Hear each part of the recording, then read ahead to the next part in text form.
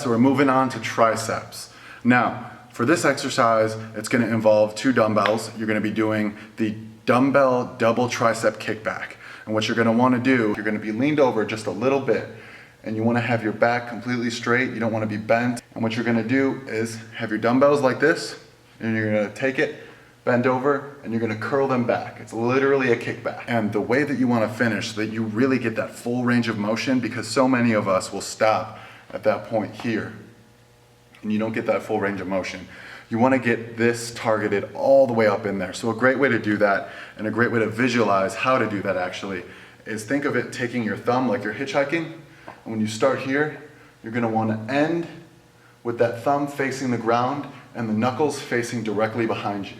So when you're taking those dumbbells, you really want to end right there. And that's going to give you that full range of motion to really target those upper tricep muscles. You want to stabilize your back and make sure that you're not swaying back and forth so you can focus the pressure on the triceps.